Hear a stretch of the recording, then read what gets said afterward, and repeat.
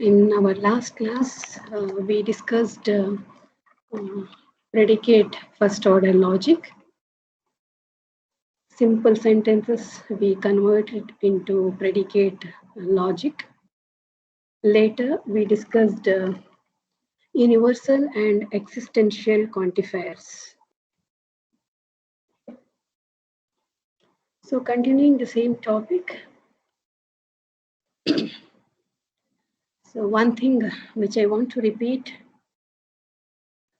whenever you use universal quantifiers, so use the implication sign.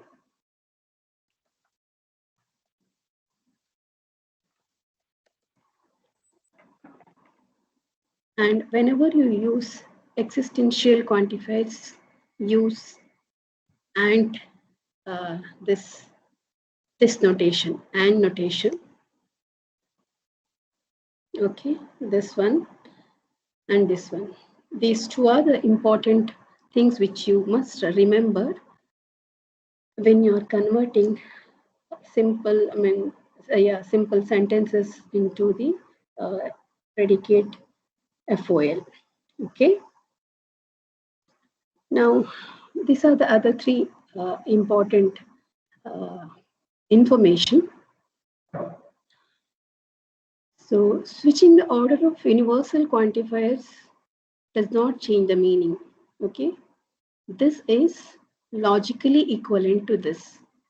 Even if you change the order, see here, first you used universal, then universal x, then y. So here y and x. So it does not change the meaning. Whereas when you have universal as well as existential, so when you are writing, you have to be careful. It is not the same. This is not the same as this. Okay. So we'll take up some examples later, but you have to be careful when you are writing universal as well as existential quantifiers. Next, a few examples. With respect to Wumpus world, I have taken this example. So the meaning is that whenever we see, if you just recall the Wumpus world example, which we discussed in our first chapter when we studied knowledge agents. So if you find a glitter there, the meaning is that gold or whatever that is available here.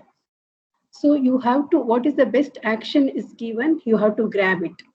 So in this way, wherever you find the glitter, for all, universal quantifier is used. So if you find glitter, you have to grab that. This is with respect to Wumpus word. One more example, if I give, so similar in the diagram, we know that these are the places where we defined it to be pits. Okay. In simple way, we can write that at 1, 1, so this is the representation. At 1, 1, there is no pit. Okay. This is how we can represent.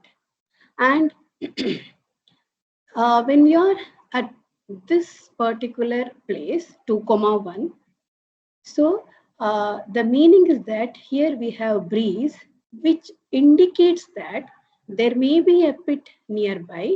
It may be either 1, 1, or it may be 3, 1, or it may be 2, 2. But of course, later you can represent that at 1, 1. It's not possible to have the pit because that is the starting point. So in this way, any given problem, any intelligent problem which we have considered so far, you can represent it using this logic. Yeah. One more simple example I would like to give. So this is the sentence. Not all students like both mathematics and science. This is the sentence given, okay? Not all students like both mathematics and science. This is the sentence. So here what we are trying to do is we represent first student X and subject Y. Okay. So here, there are not all students. So what we will do is we'll use universal quantifier, but we'll go for the negation. Okay. So how do we represent? We represent in this way. I have given the representation here. So the universal quantifier only, we are going to negate it for all, okay, all students. So not, so that whatever that word not, it is represented using this negation. Like mathematics, okay, here we are representing the and symbol. So this and is this and, because here we have mentioned both mathematics and science. That is why that and comes into picture. Whereas since it is universal, we are using the implication. So implication is used along with universal. But here, since mathematics and science is there, so we are making use of this and we are like writing this in this way. Okay. This is how we can represent. So these are some of the examples. Later, if I get some time, I will give some more examples. You can practice it, or if you refer any books, the prescribed books, lot of examples are given in that. You can practice. Yeah, let me go to next topic.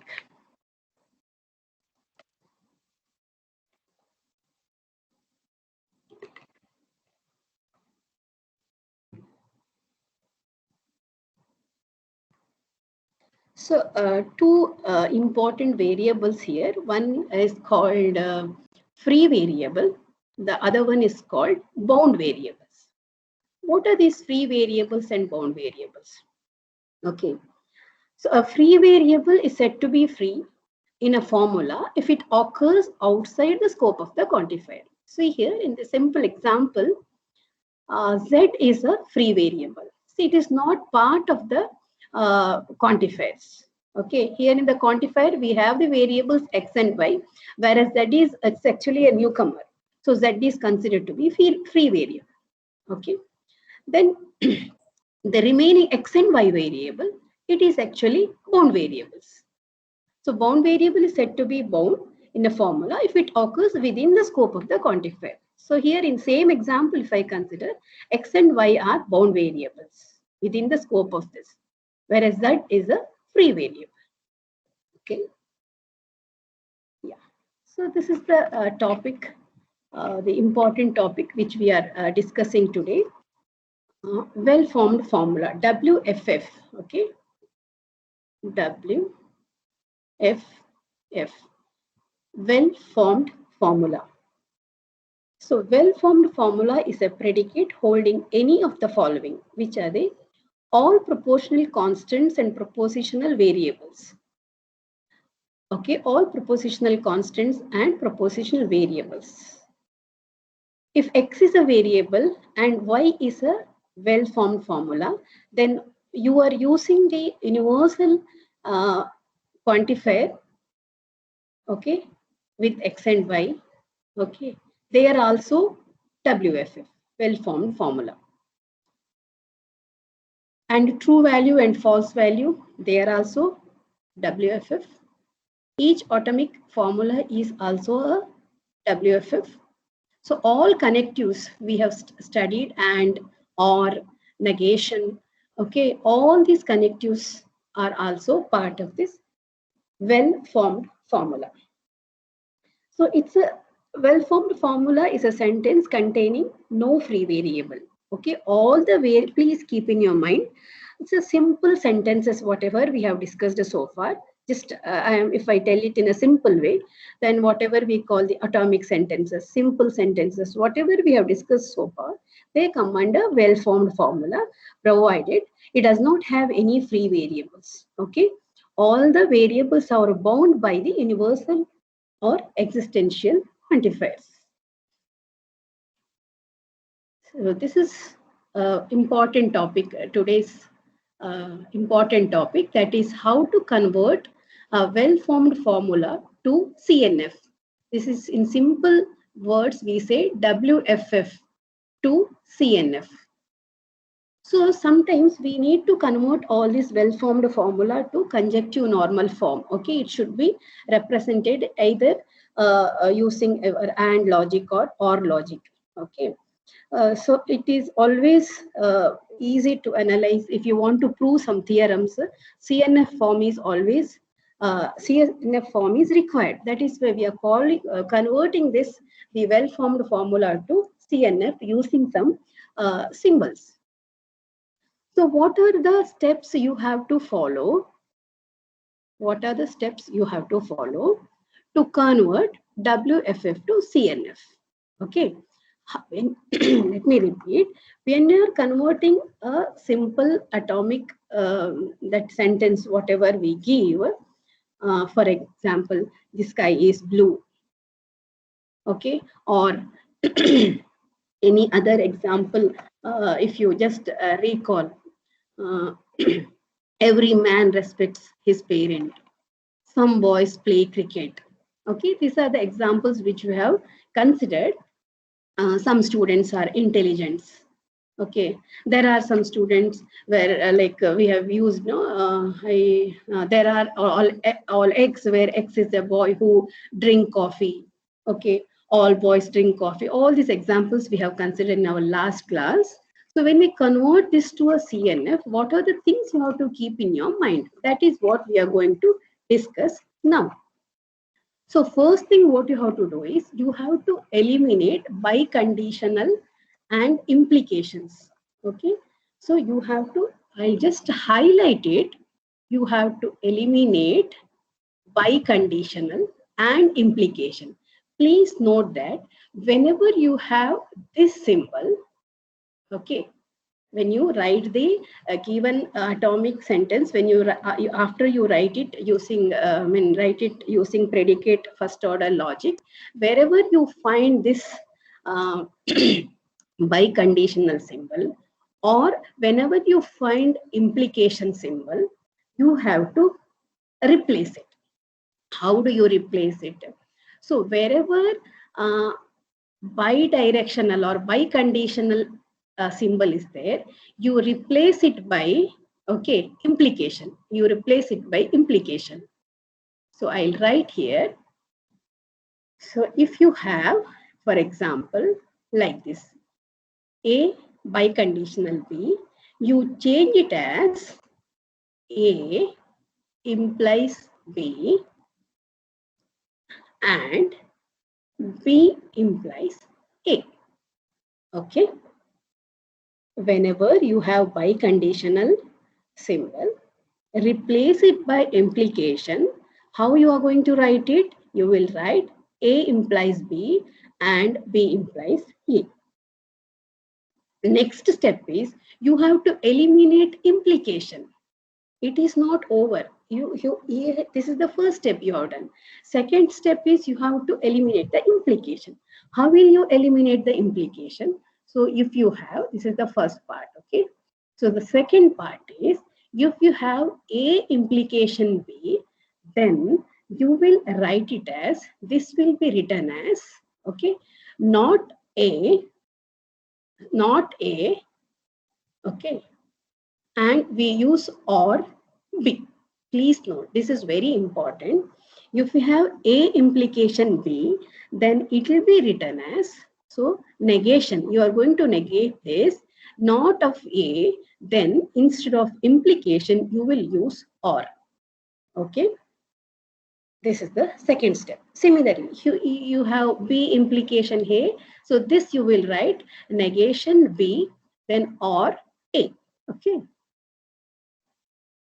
Now, third one is move this negation. So when you convert implication to negation, so this negation you have to move inwards. Inwards in the sense, suppose if you have negation here outside this bracket, this you will be writing it as, because you are removing the brackets and you're moving the negation inwards. So universal will become existential and this P will become negation P. Okay. Similarly here, existential will become universal and this negation will move inward. Okay. And negation of A or alpha, whatever it is, or with B will be, you are moving the negation into the inside. So, but please note that the sign of this logic will be changed. If it is or, it will be and logic. Similarly, if it is and logic, it will be or logic. It is something like if you just recall in digital circuits, we have De Morgan's theorem we have used. It's similar to that only. Okay, and double negation will always give you the given value. Okay, so this is how we move the negation inwards. Next, these are the two rules. So we have four more. So standardize variables apart by renaming this. That means here, what is the meaning of this sentence? Each quantifier, it should have distinct names. Okay, you have to use different variables. Okay, then next is scholemize. So here is existential variable is replaced by a constant called scolam constant. Okay, this part, if I simply explain now, you will not understand. When I take up an example later, okay, I will tell you what is that scolam function. Next, the last step number 5 and 6 are important. Actually, step number 6 is very important. You will be using it repeatedly. You are going to use the distributive law. What is that distributive law? A and B or here alpha and beta or gamma is equal to. So you know that it is alpha or gamma. Then you are using and here, then beta or gamma. You have just make use of the distributive law. So fifth one is you have to drop the quantifiers after this conversion. Once you standardize it, you will be dropping the universal quantifier. Okay, now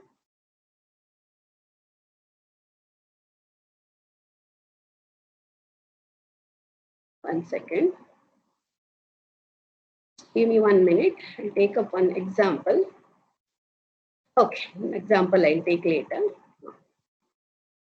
So let me go back and tell you once again. So you may be given, as I have told just now, one atomic sentence. Say, for example, some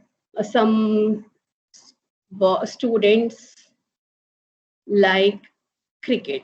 Okay, this may be one example we give. So this one you convert it to a first order predicate logic using the quantifiers that we have already studied. After you convert it to a FOL, then what you do is you are converting it to CNF. So CNF normally we use it to prove some facts. Okay, we are going to study in the next the backward chaining and forward chaining. There you may have to prove some facts. For that purpose, you need to have CNF. So how will you do? First thing is whenever you have the biconditional symbol, you just replace it by implication. How I have already told you.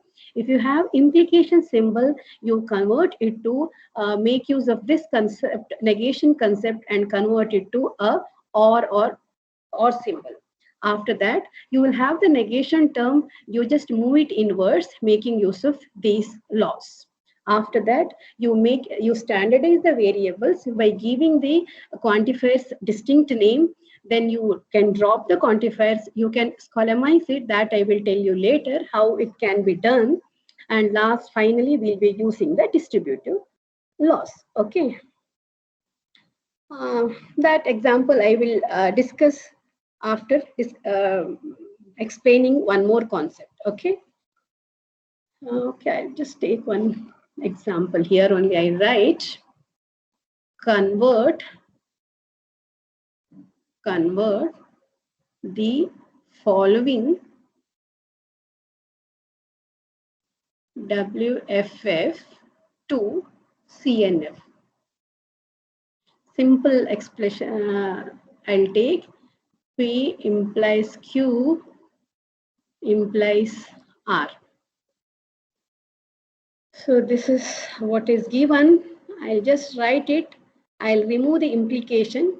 Negation P or Q implies R. Now negation P, Q or R. So here first step, this I removed. Now second step, this I removed. Okay. So here it comes negation P or Q or R. Now you have to move this negation inwards. So like this it will become P. I think this symbol will change. It will become and negation Q, and this will be like this. So this will become P, double negation. So this will be and, this will be Q, and this will be still we have or. If you use distributive law, so this will be P or R and negation Q or R. This is the CNF.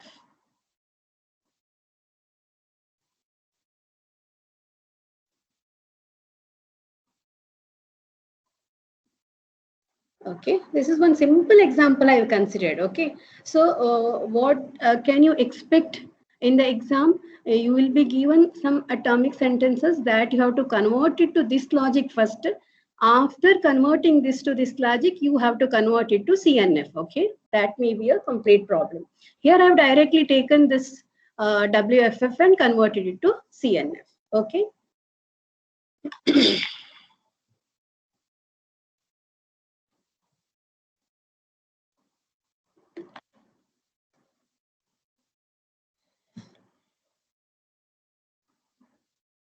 Yeah. So what all we have discussed so far in this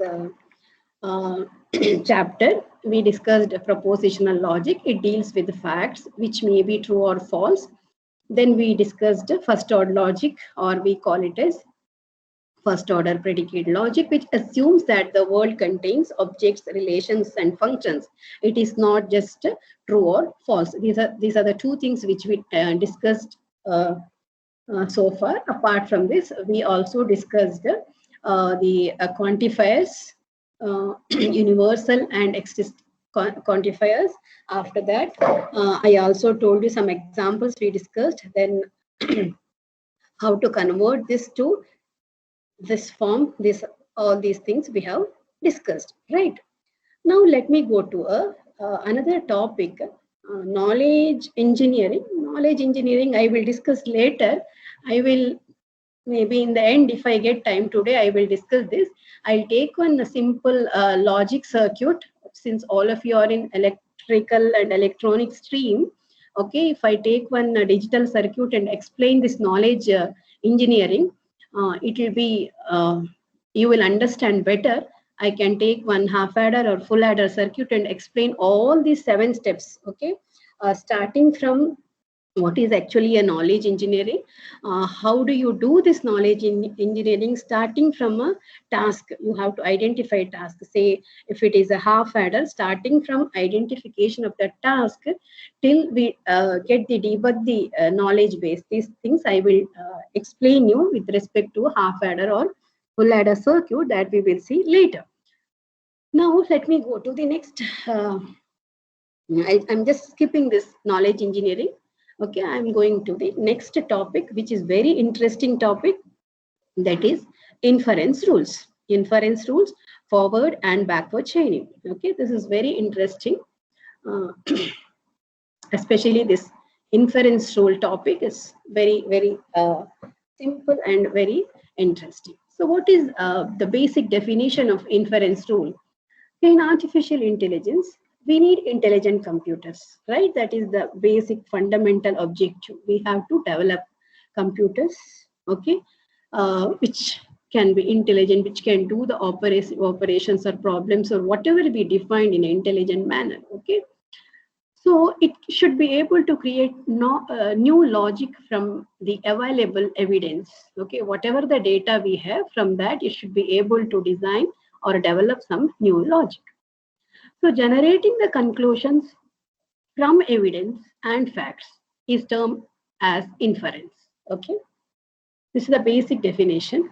Generating the conclusions from the evidences and facts, it's termed as inference.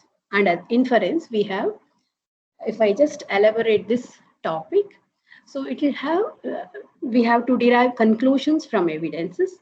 Okay, evidences are assumptions, and on basis of assumptions, we are trying to get some conclusions. Okay, so rules of inference are the templates for constructing valid arguments.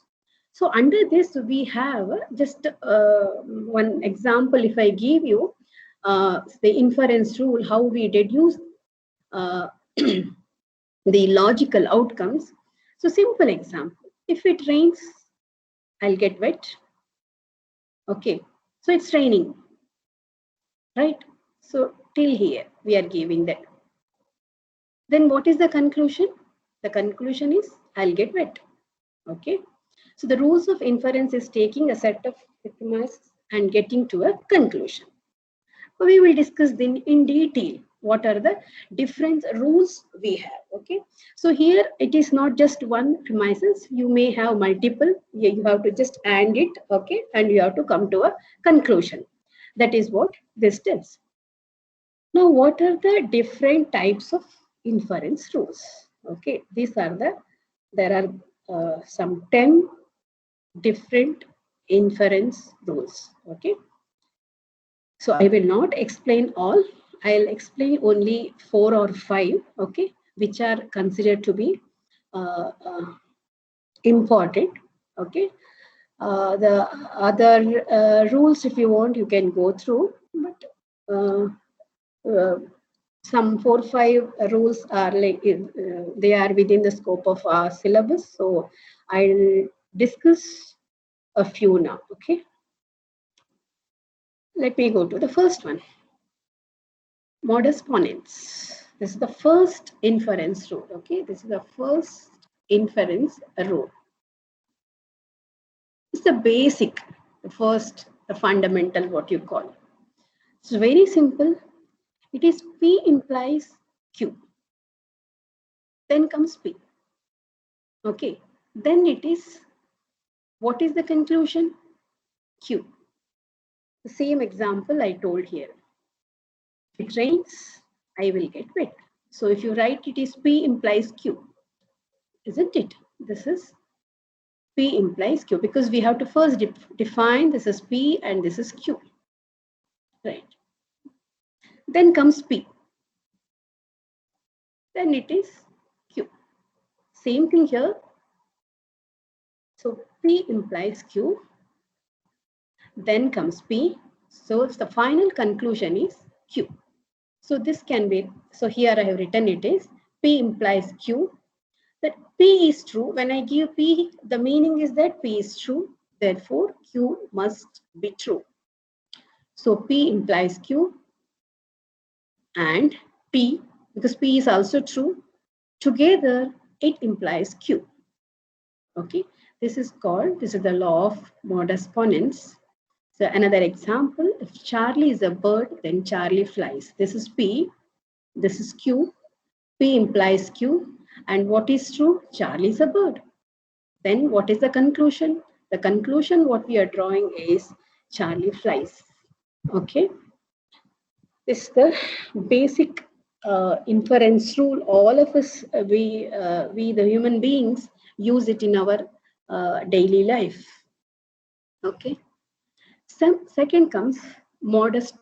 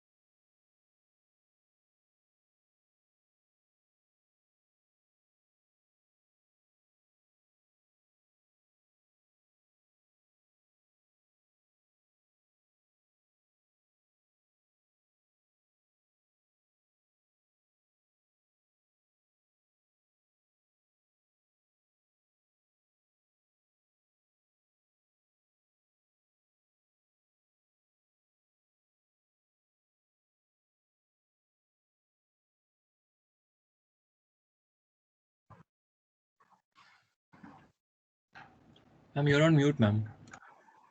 No, I unmuted now. No, because I had power cut here. That is why for 3 minutes I got disconnected. I'm audible now, right, Pranthar? Yes, ma'am, you are. Okay, thank you. Slides are visible, right? Yes, ma'am. Modulus tolerance. Yes.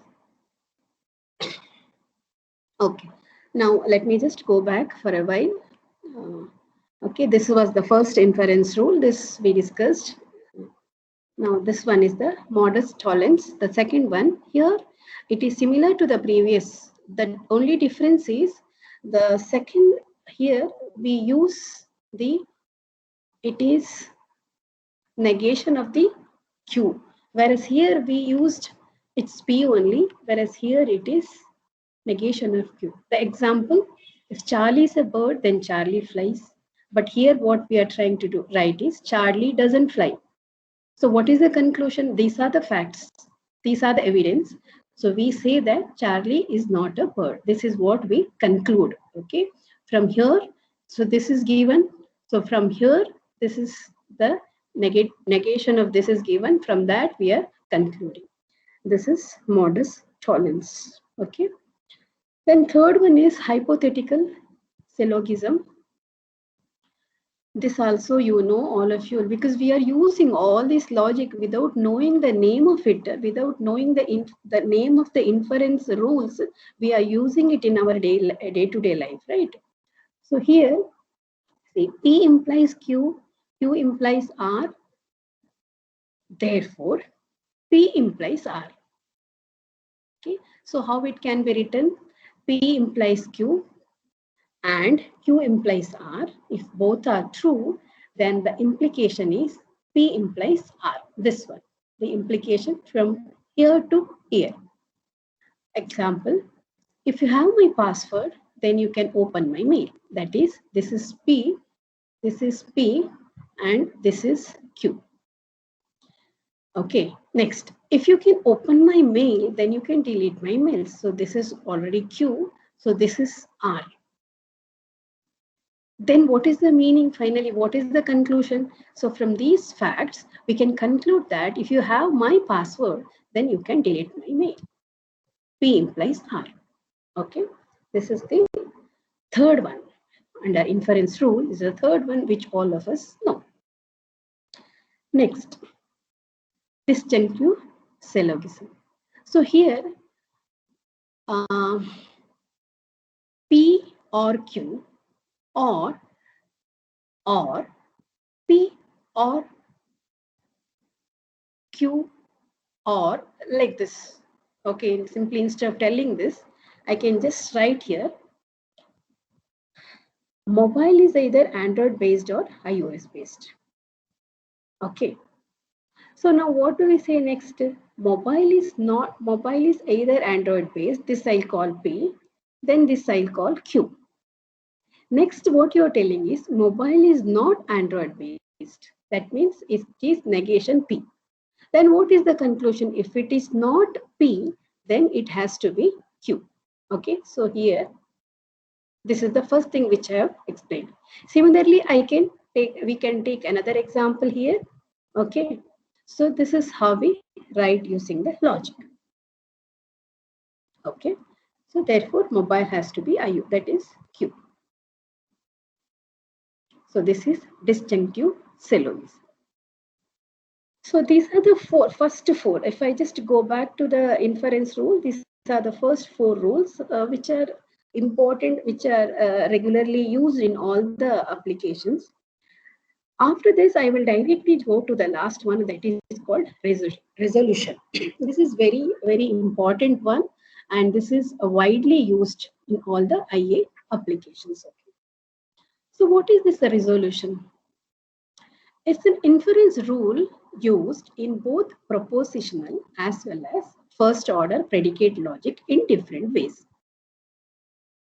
So it is also called proof by refutation. Okay. What is this? We will discuss later. It's basically used for proving the satisfiability of a sentence. So proof by refutation technique used to prove the given statement. So what are the two steps associated with this iteration process is you have to select two clauses that contain conflicting terms.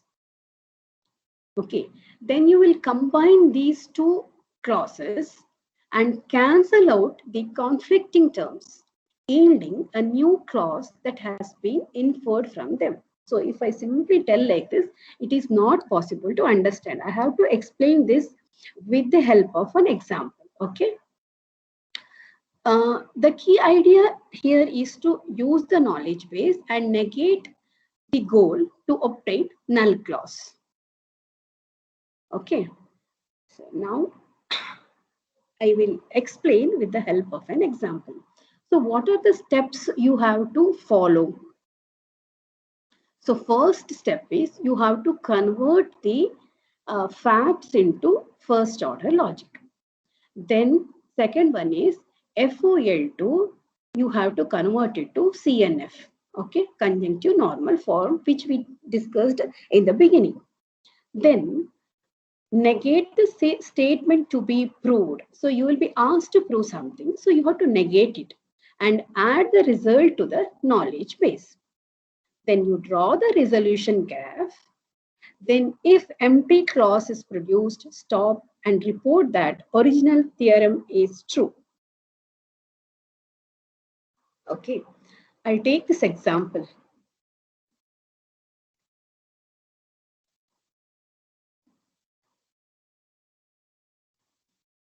Okay, I have taken a simple example. Just all of you listen carefully.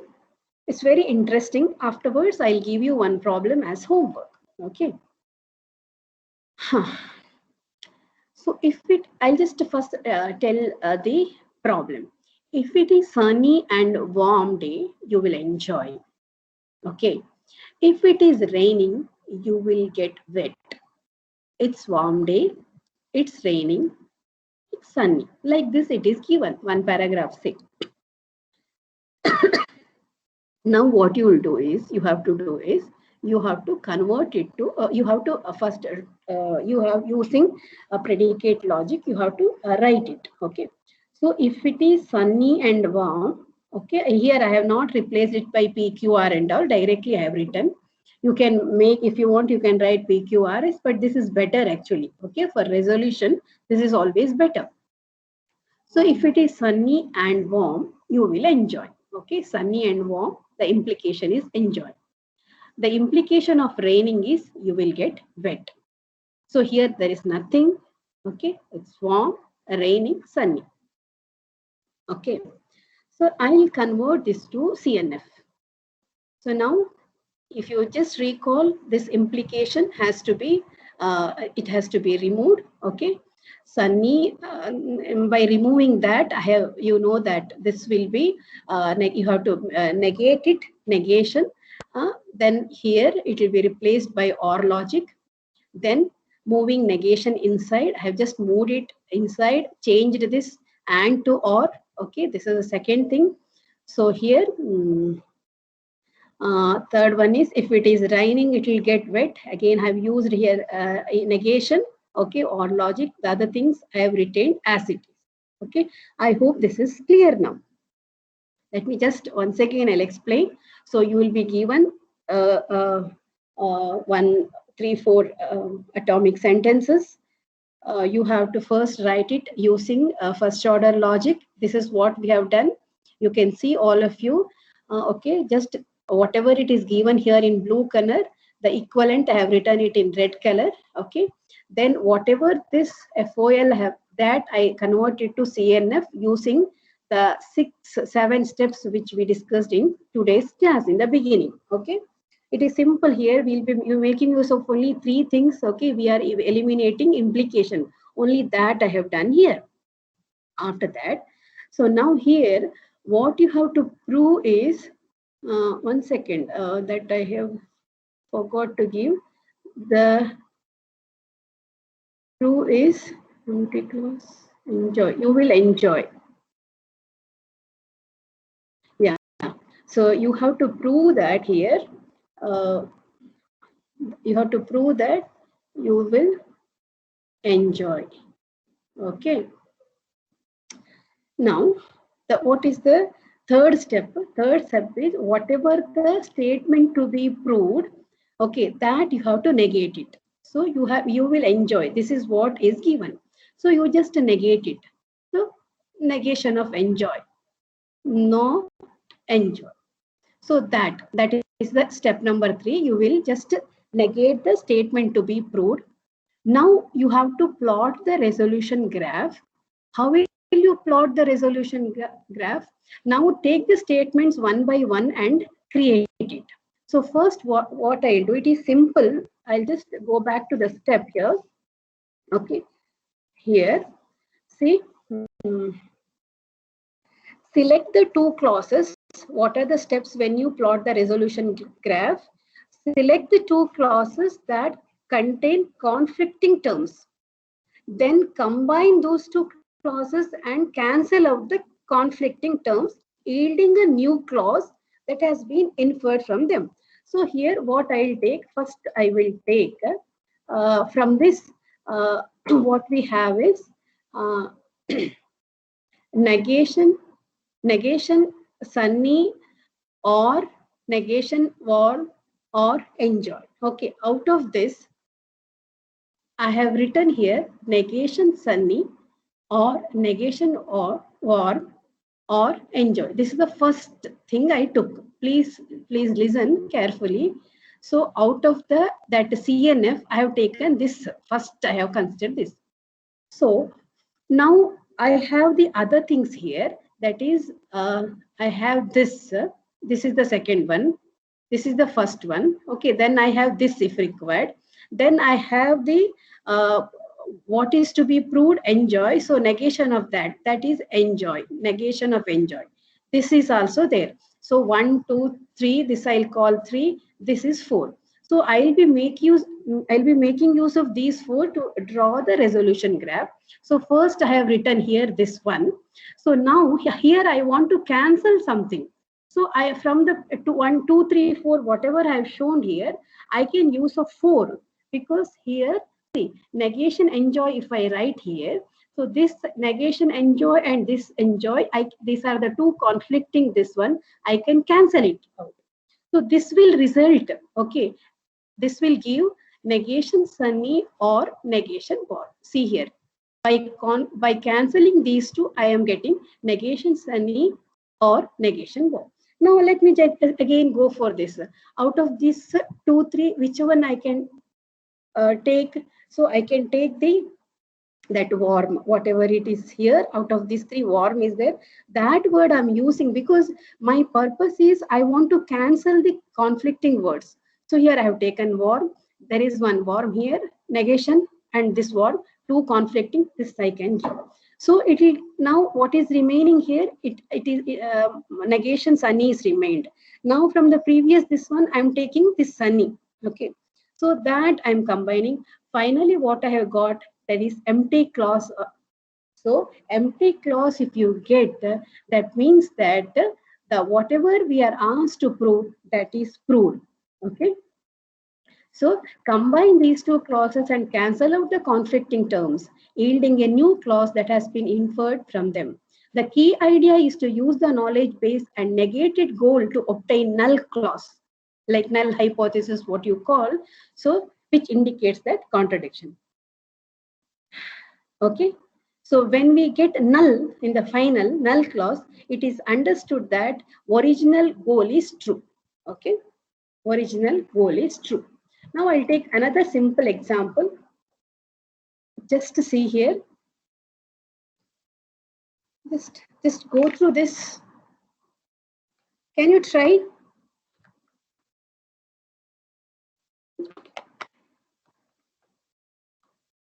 I'll explain it. I'll give you another problem as homework. Okay. So what is the problem? The humidity is high or the sky is cloudy. Okay. So this is the knowledge base given. If the sky is cloudy, then it will rain. If the humidity is high, then it is hot. Next, It is not hot. Okay. You have to prove that it will rain. You have to go through this knowledge base, and by making use of the rules, okay, by making use of the rules, this has to be proved that it will rain. Okay, it has to be proved that it will rain. Let me once again go back to the steps. These steps you have to keep in your mind.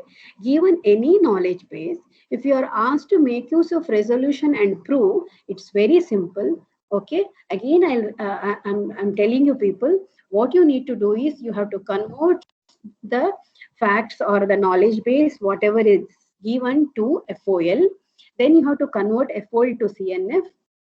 Then whatever you have to prove, you have to negate it. Then you have to adding it to the knowledge base. Then you draw the resolution graph. When you draw the resolution graph, consider or see the conflicting words and try to get the empty clause and prove that the original condition or original theorem is true. Okay, let me go back to the problem. Okay, see the steps. So here I have taken humidity is high, that is P, or the sky is cloud. Okay, I have taken, this is P, this is Q. Okay, humidity is high or the sky is cloudy, P or Q. Now, if the sky is cloudy, that is Q, then it will rain. This second condition. Third one, if the humidity is high, that is P, then it is hot. Hot is S. Okay. Next, it is not hot, negation of S. What you have to prove? You have to prove that it will rain R. So this is the first step which you have to do. This you have to do properly. Okay. Now I converted this to CNF. This will be as it is. This what I did, that implication I removed. This here also I removed the implication. This one I have written as it is. Now what I have to do, next step, I have to, whatever the goal given, that I have to negate it. What is the next step? I have to draw the resolution graph. See the graph I have written. Here I have written the CNF also, so that it will be clear. So here P or Q. Okay. Next I have taken this here, because these two I can cancel. This gives you P or R. So with this P or R, I have used this one, negation P or S. This P and P cancels. So I get R or S. So then I used this negation S. This I will use. Then R is there. This R with the goal I have used. So it will give you the null condition, which means that whatever the condition it will rain, that is true. Okay, whatever it is given, it will rain, that is proved, or this is true. So this is how we use the inference rules to prove the facts. Okay, hope it is clear. Now I will give one problem, one exercise I'll give. You take down and you try to do it. I'll just write it here, okay?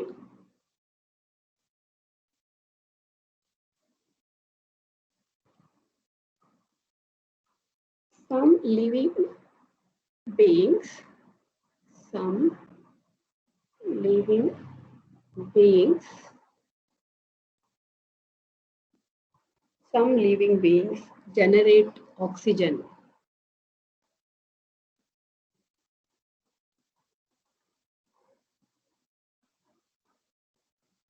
Some living beings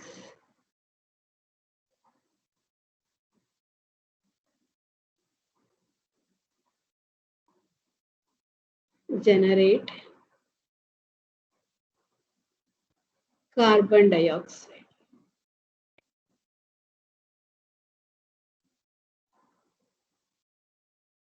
Those who generate oxygen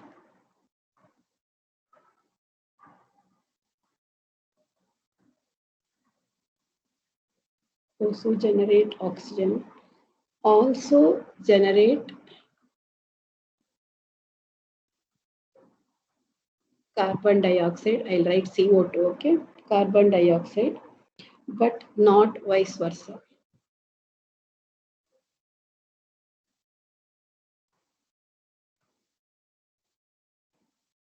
Plants generate oxygen.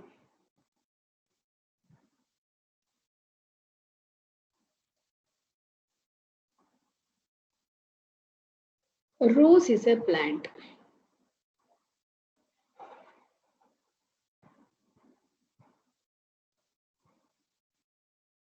Frog is a animal. Frog is an animal.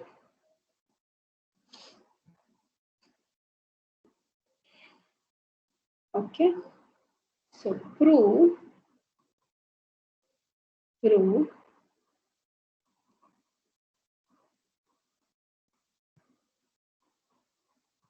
the following fact. Prove the following fact using a resolution. What is the fact?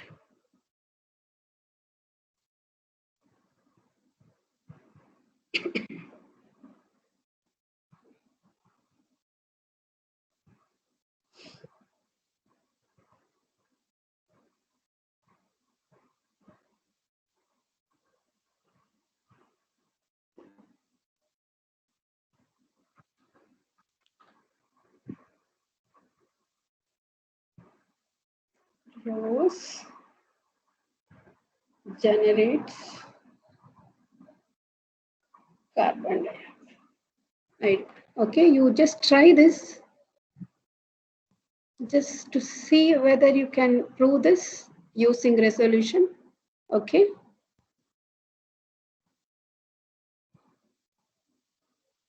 So first thing is you convert it into, I'll just write the steps for you. Convert it into predicate logic. Then write the equivalent CNF. Okay. Then make use of the concept of resolution inference rule and plot the graph and see whether you can prove this or not. Okay. Just an example I've given. Try this. Okay. I have taken it from one of the textbooks.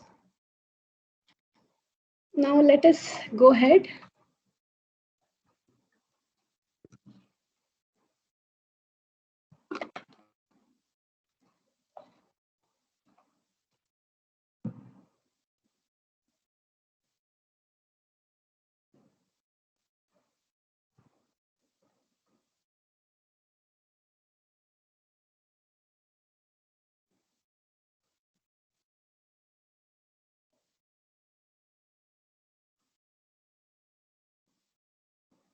Okay, shall we proceed? Yeah. Yes, Now ma'am. comes, Yes, ma'am. yeah. Now comes the forward chaining and backward chaining. Again, this is also a simple topic. Okay. So based on whatever we have discussed so far. So we know what is inference engine. Okay, it's a component of the expert system in artificial intelligence.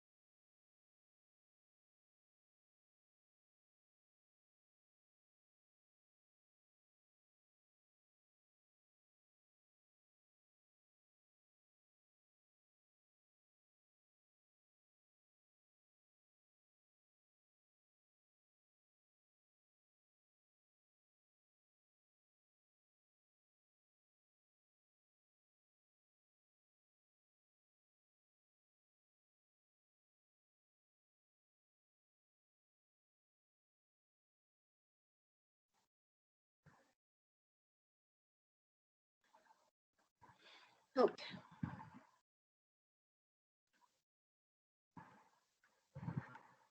It's fine, right? Yes, ma'am. Okay. Yeah. What is inference chain? I'll take one simple example. So this is a typical example which we normally give for inference chain. So here from the diagram, suppose I give a diagram like this.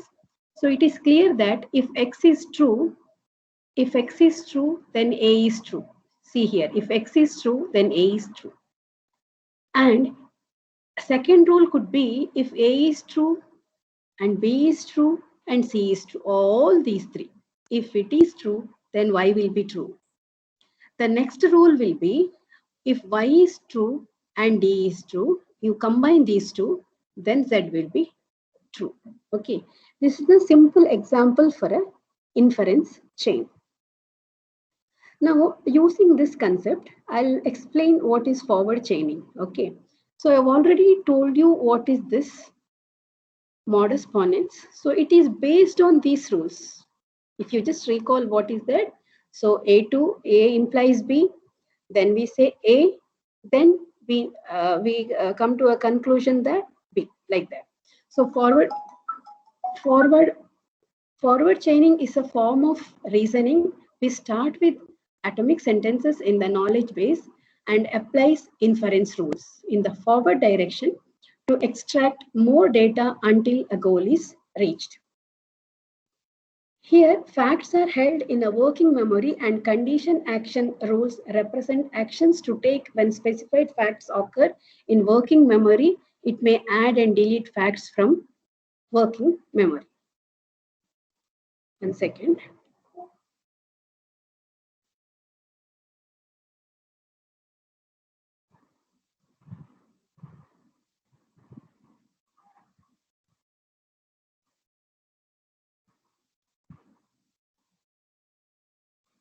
Okay. Same thing, similar example I have taken. Their inference rules I explained, but here I am taking the examples of uh, the forward and backward chaining. So here he exercises regularly. If he is exercising, he is fit. He is fit. Similar example I have taken. Okay. So here the what you have to keep in your mind is this forward chaining is it is based on the data given. That is why we call it as data driven. Okay, data, this determines which rules are selected and used. Okay, just keep in your mind forward chaining, okay, it is based on data driven and we call it as bottom up approach. Okay, bottom, so we have data, we have goal. So data to goal. Okay, so data driven. Data will be known, you have to derive the goal. Okay, that is about for just to keep in your mind forward chaining, data driven, data to goal. So we call it as bottom up approach. Bottom up approach. Next, same, I'll just take 2 minutes to explain this, then I'll go to backward chaining. See here, if there is a rule base, okay. Student is excellent in academics. If student is excellent in academics and he is good in sports, then we say that he is all-rounder.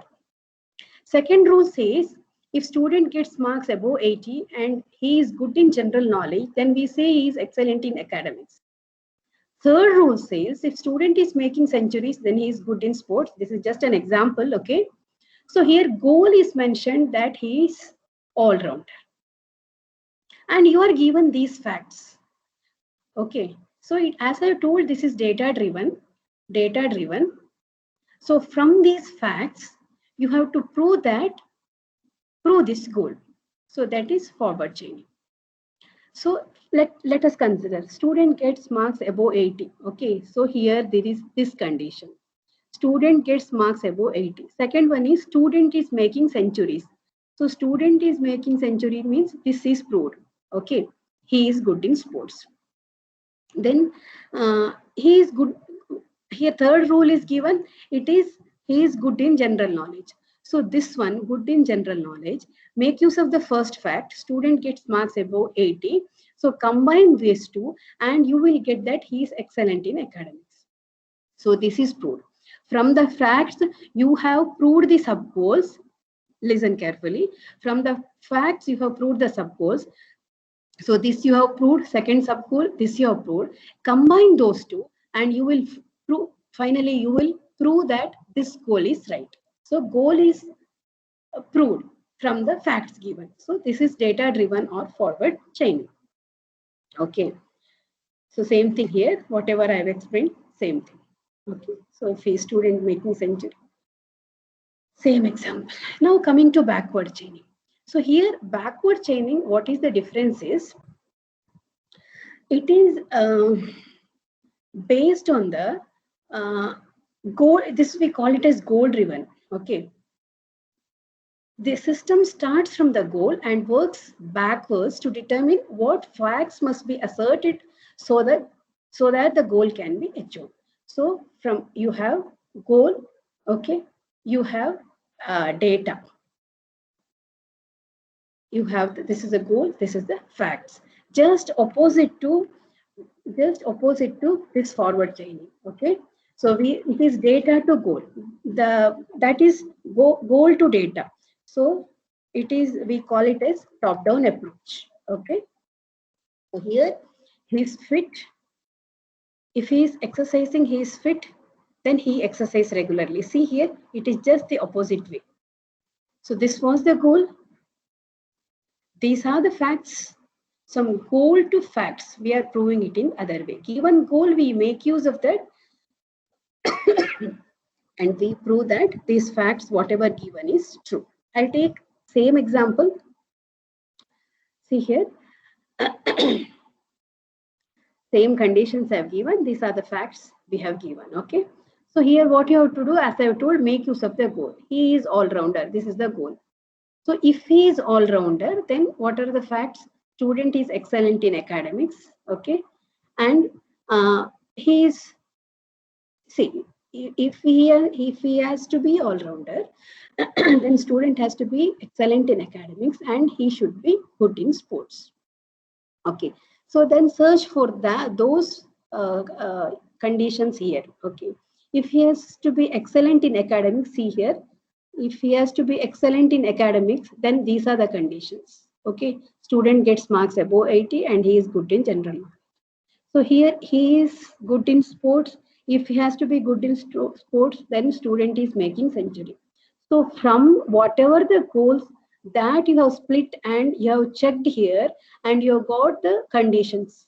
Okay, student is this one, gets marks above 80, then students making centuries and student good in general knowledge. Okay, so that's why just keep in your mind for backward chaining, it is goal to facts.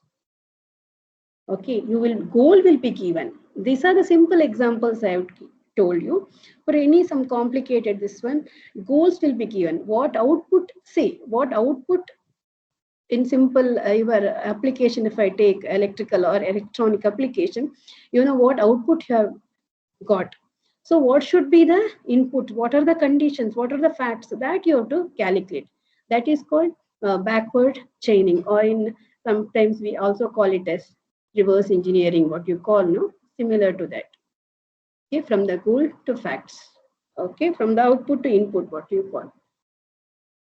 Yeah, same thing, whatever I told. Start from the goal. If he is all-rounded, asking for the facts, go in, then part of the rules which are stored in the production. Okay, so you have to prove that if he is all-rounder, the first two conditions, make use of that conditions, try to prove that. If that is the case, what are the facts? Now just a comparison, forward versus backward chaining, as I have told. Okay, so here data is available, then it is data driven, it is bottom up approach. Okay, in some, for some search algorithm, if you use, it makes use of BFS. Okay, it is comparatively slow as it has to use all the rules. Okay. The application wise, it is used for the planning, monitoring, control, and interpretation application. Whereas backward chaining, it is goal driven. Okay. Backward written, what facts must be asserted. It is goal driven technique. Okay. It's a top down approach. It makes use of DFS in such.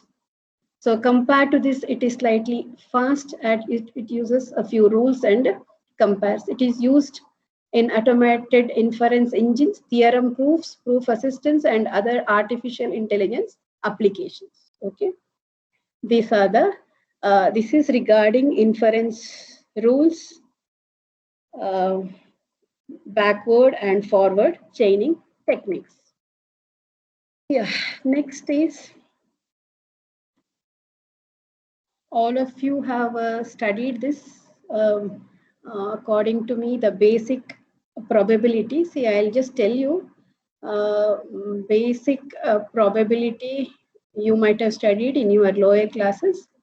So I have to discuss the basic probability and the with respect to artificial intelligence, the base rules, base networks, okay, Bayesian networks or Bayesian inference rules and Bayes theorem you would have studied, okay, and a few more. Just tell you what are the things which, so here the axioms we have to discuss, the basic probability axioms, okay.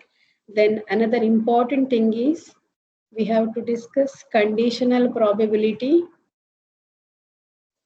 Conditional probability. Then we have to discuss, Bayes theorem I have already told. Based on this theorem, you will be discussing Bayesian networks, okay, how it is used in our artificial intelligence. This is a very, very interesting chapter, okay. I think that these things we will discuss in our next class, okay. Just 1 minute, I'll take attendance.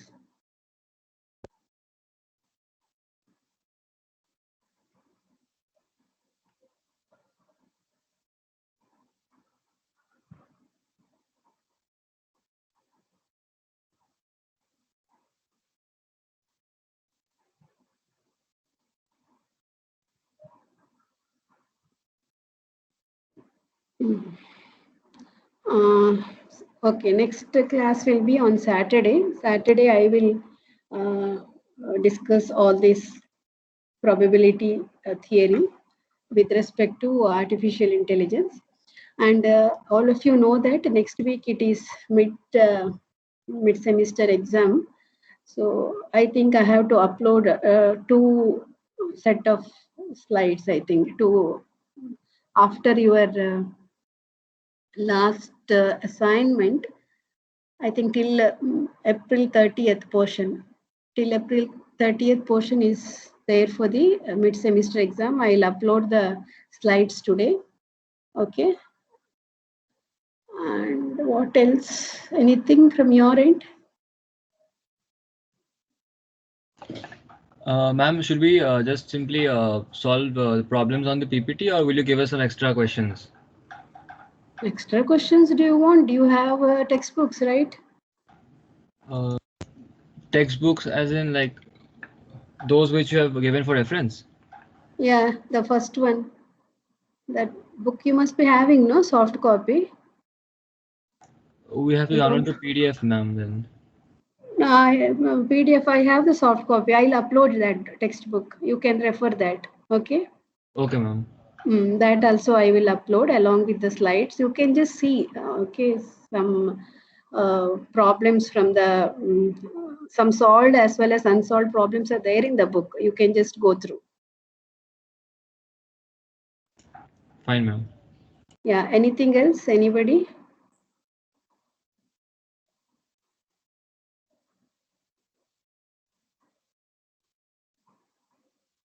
Okay, if you don't have anything to ask, then we will close today's class. Okay.